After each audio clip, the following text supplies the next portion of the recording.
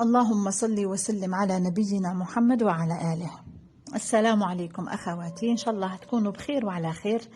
اليوم في الفيديو تاعي جبت لكم عصبان حمر بالقزبر والكروية، وما عنديش بزاف ملي درت لكم عصبان ابيض بالمعدنوس، جا بزاف شباب وبزاف بنين. واخوات كاين اخوات اللي قالوا لي علاش ما درتيش الاحمر بالقزبر والكروية، قلت لهم ان شاء الله عن قريب نديرو، ووفيت بوعدي. نتمنى ان شاء الله نكون عند حسن ظن الجميع. باش درت هذا العصبان عندي دواره تاع الخروف اللي نقيتها وقطعتها ونقيتها تماما من الشحم. عندي كميه، درت كميه تاع الحميصه مشمخه ومنفخه من قبل، والجلبانه حسب الذوق، اللي يحب اللي ما تحبش الجلبانه ما ديرش. حنا توحشناها هذا المره بالجلبانه، درناها تشهيناها بالجلبانه. كميه تاع الجلبانه، كميه كبيره تاع القزبر، والعصبان احمر اشباح ويجيب البرغول، واللي يحب الروز ثاني كل واحد وذوقه. انا درتها بالبرغول، شللته وصفيته.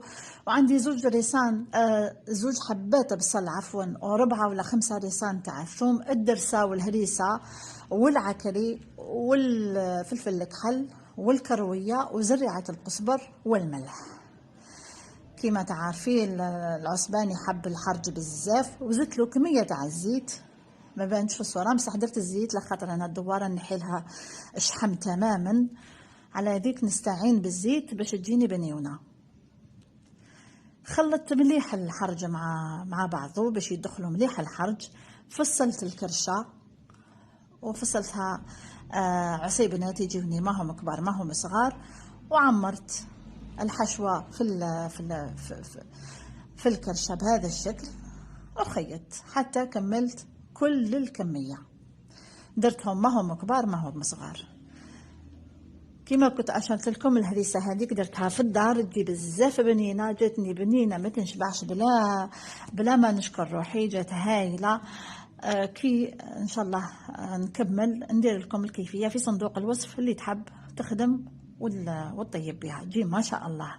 في الطنجرة من جهة أخرى، في الطنجرة درت زويته شوية زيت، زوج ريسان ثوم، حبة بصل، الدرسة والهريسة والكروية وفلفل الكحل والعكري نفس الحرج، وشوية ملح.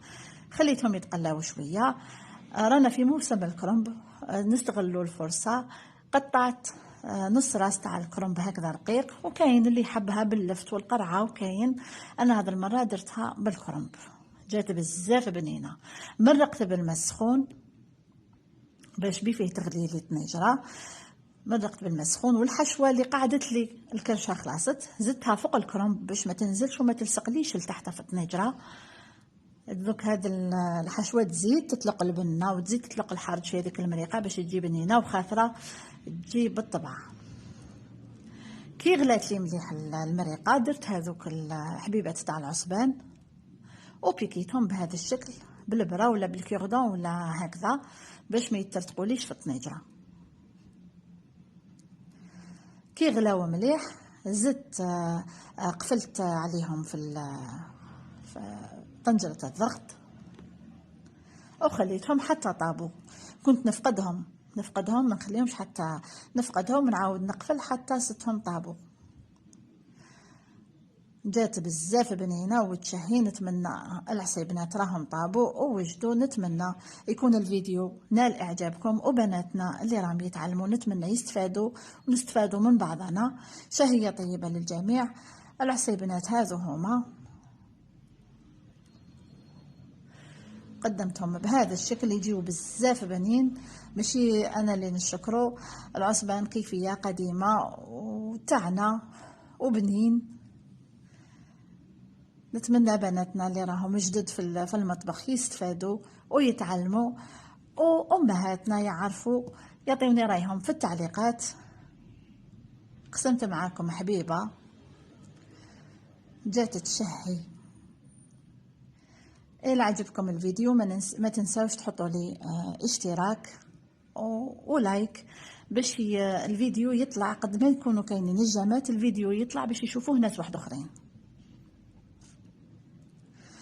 تحية طيبة للجميع، والسلام عليكم ورحمة الله تعالى وبركاته. نتلاقى إن شاء الله في فيديو جديد.